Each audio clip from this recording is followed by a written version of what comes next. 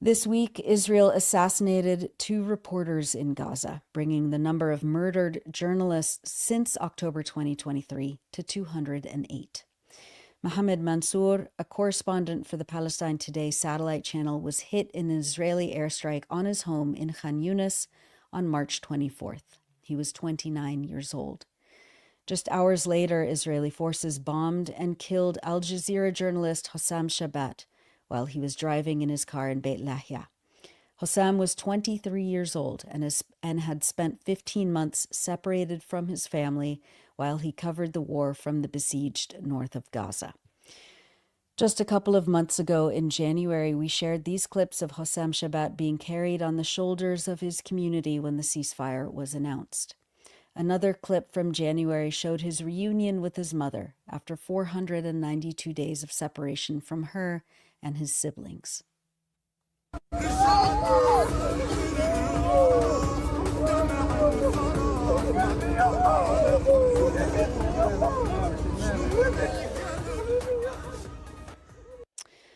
Just 2 days before he was killed, Hossam posted a clip of himself putting his press vest and helmet back on. He captioned it, quote, "I thought it was over and I'd finally get some rest, but the genocide is back in full force and I'm back on the front lines." There were enormous funeral processions for both Hossam and Mohammed in the streets. Here's Hossam's bereaved mother.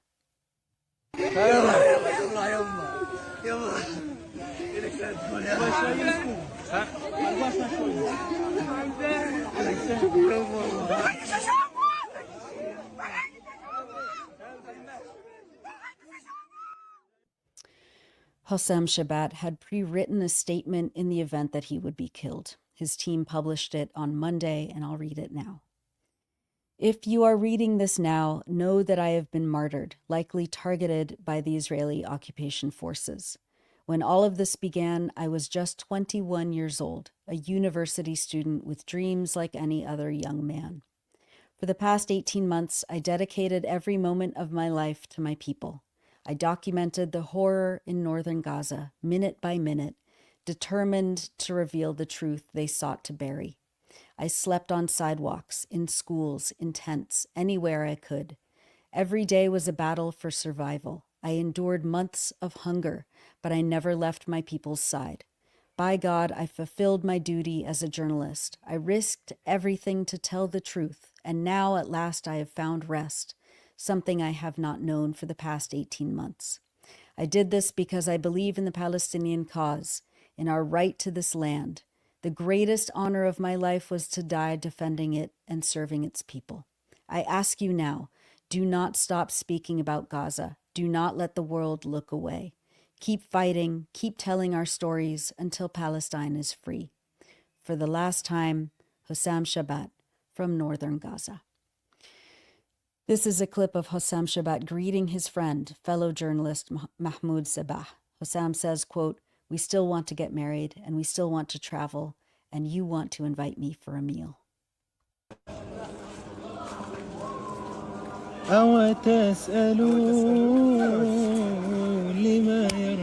بدري لسه بدنا نتجوز.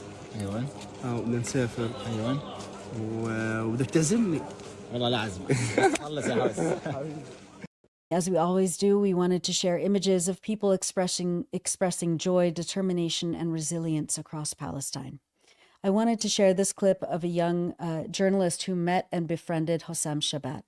She talks about what he meant to her and how he helped her family meet their basic needs. Last year, we showed this clip of Hossam talking with this young, aspiring reporter, 14-year-old Maysam Al-Masri, who had stopped Hossam in his car to tell him that she had heard rumors that he was killed and she was so glad that he was okay. I'm sure you all remember this exchange. They said, "You were killed," says Maysam. "Why?" asks Hossam. "What do you mean, why?" "When the Israeli army entered the north," she replies. "We were about to mourn you, man, I swear." Hossam asks her what she wants to be when she grows up, and she says, "A journalist." "I was thinking, how am I supposed to become a journalist if Hossam Shabat is gone? May God keep you safe. I won't be able to be one without you." In a new video released this week, Maysam says that, quote, "Hossam Shabat was one of the dearest people to us. Hossam, the hero of Beit Hanun, the hero of the world. On the day of Eid, he clothed me. I had no shelter, so he brought me a tent, and he brought me everything to take refuge in. I used to sleep on the ground, so he brought me a mattress, a blanket, everything. When my father got sick, he brought me everything, my father's medicine. He got me money, whatever was needed. Hossam was everything. He was a hero. He used to say, I want to continue my mission. So now my life's wish is to become a journalist, to carry on Hossam's message to the world. والله فقدتك قالوا عنك استشهدت. شو ليش ما فات تجاوز على الشمال؟ كنا نعيط عليك. والله لهالدرجة؟ ايش تصيري لما تكبري؟ صحفية بقول كيف بدي اصير صحفية وحسام شبات يستشهد. كيف بدي اصير صحفية؟ لا ليش نستشهد؟ لا يبعد الشر عنك، كيف بدي اصير صحفية سعيدة؟ حسام شبات كان من اعز الناس علينا. كان بطل بيت حنون، بطل العالم. انا كان يوم العيد كساني، ما كان إلي مأوى، فهو جاب لي الشادر وجاب لي كل إشي لإلي إني أتأوى فيه. كنت أنام على الأرض، هو جاب لي الفلاش وجاب لي الهامات وجاب لي كل إشي. فبابا بعيا هو يجيب لي كل إشي، الدواء تبع بابا، يجيب لي مصاري إيش بده. كان كل إشي حسام بطل. هو بقول بدي أكمل رسالتي، فأنا أمنية حياتي أصير صحفية، أكمل رسالة حسام للعالم. That was young journalist Maysam Al-Masri speaking about Hossam Shabat, who was killed on Monday. And you're watching and listening to the Electronic Intifada live stream. I'm Nora Barrows-Friedman with my colleague Ali Abunimah. Hi, Ali. Hi, Nora. I know that many people, including myself, are finding it very difficult to see everything, just the constant stream of anguish and suffering and pain and horror that passes across our screens, across our phones, scrolling 24 hours a day, and the feeling of just not being able to do anything to stop it. And so I'm incredibly grateful to you for putting together that comprehensive report that allows us to be informed. It's not easy to watch, but you give it to us in a way that allows us to bear witness to it and to know the reality. And this week, there's been so much. The murder of Hossam is unbearable. Thinking about how young he was, just 23. He started doing this reporting when he was 21. Dr. Feroz's patient who was ready to go home and was murdered in the hospital. It's all a lot. Yeah, it's a lot. I mean, and just add, a postscript, my own opinion. I mean, Hossam was younger than my daughter, and I personally relied on his reporting. I know we all did, every single day for the past 530 odd days. He was our eyes and our ears in North Gaza. He never stopped for 1 second. He had, just the amount of dignity and courage in every broadcast that he filmed and every post that he wrote, every photograph that he uploaded to his social media. And like you said, he was so young. He wanted to get married. He wanted to live a normal life. He wanted to go back and become a university student, to go back to university. And he also understood the importance and the honor of the job that he had and was doing every day. He knew the risks. Israel put him on a hit list along with other honorable Palestinian journalists. I think that was in October. There was a list. It was like a wanted poster for these young reporters. And the mainstream journalism world has stayed silent since his death, since the murder of all the 208 Palestinian journalists and media workers.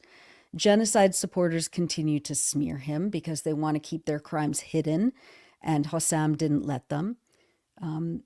He was someone who held a mirror up to the daily brutality and the slaughters so that the world could see what Israel has been doing every single minute for the last 18 months. And I just, and the number, 208 journalists, that's only going to rise unless Israel is stopped.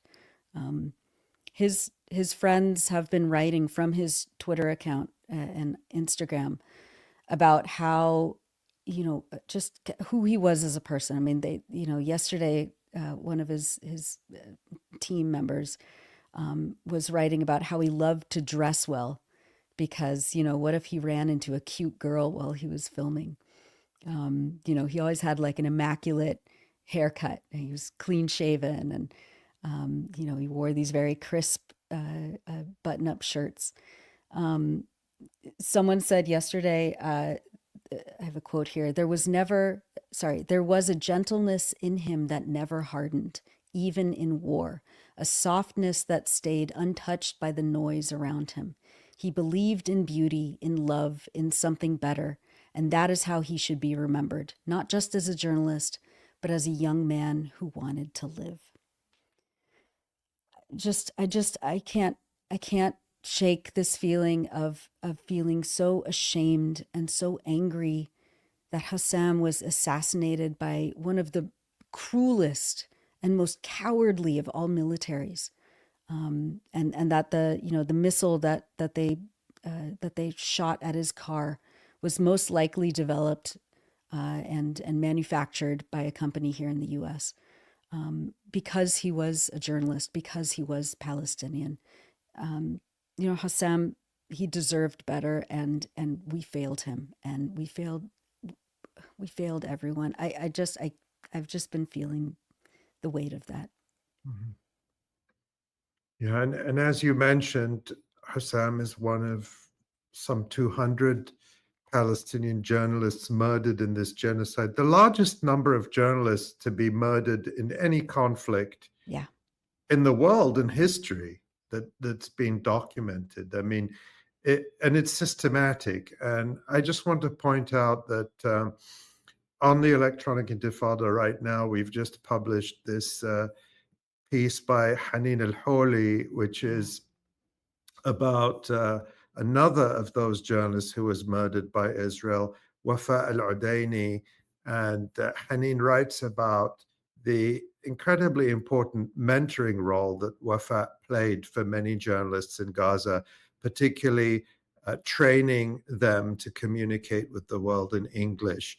And that Wafa was someone who was looked up to by many peers and many aspiring journalists in Gaza. And we're also proud to publish this remembrance of Wafa and the work she has done.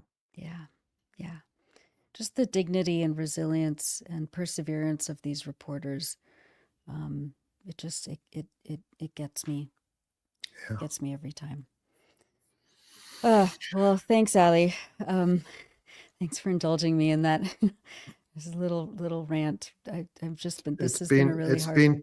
It's been tough, and every single person murdered in this genocide, known and unknown, yes, was loved, had an impact on the world, has left a tremendous chasm in the lives of those left behind, and we feel some of these. When it's someone we know or know of, or their work affected us, it hits us very hard too, and it's just a lot to take in. Yeah, it is. Yeah, everyone is somebody's whole universe.